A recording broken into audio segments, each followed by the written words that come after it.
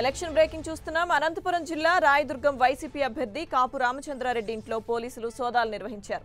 నగదు, చీరలు దాచిపెట్టారన్న సమాచారంతో ఆయన నివాసంలో అణువణువునా గాలించారు. మరోవైపు ఆయన రేపు వైసీపీ అభ్యర్థిగా నామినేషన్ వేయనున్నారు.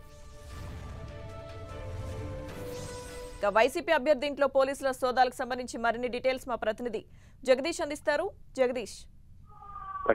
అనంతపురం జిల్లా రాయదుర్గం వైసీపీ అభ్యర్థి కాపు రామచంద్రారెడ్డి ఇంట్లో పోలీసులు డబ్బులు, నగదు అలాగే చీరలు దాచిపెట్టారనే సమాచారంతో హాఫ్ అన్ అవర్ నుంచి సోదాలు నిర్వహిస్తున్నారు. ఈ సోదాల్లో ఇప్పటి వరకు ఇంట్లో అనుమానంగా గాలిస్తున్నా కానీ ఎలాంటి ఏమీ దొరకపోవడం, అలాగే ఒక్క రూమ్ మాత్రమే తాళమేసి ఉండటంతో ఆ రూమ్ తాళాలు లేవని చెప్పడంతో ఆ రూమ్ తాళాలు పోలీసులు అక్కడే వెయిట్ చేస్తూ ఉన్నారు. రేపు కాపు రామచంద్రారెడ్డి నామినేషన్ వేయడం సందర్భంగా అతని అనుచరుడు, ముఖ్య అనుచరుడు, స్నేహితుడైన గాలి జనార్దన్ రెడ్డి నుంచి కాపుకి నగదు అలాగే చీరలు కూడా వచ్చాయని సమాచారం పోలీసులకు అందడంతో ఈ సోదాలు నిర్వహిస్తున్నామని పోలీసులు చెప్తున్నారు. లక్ష్మీధర్ గారు. Right Jagadish, thank you.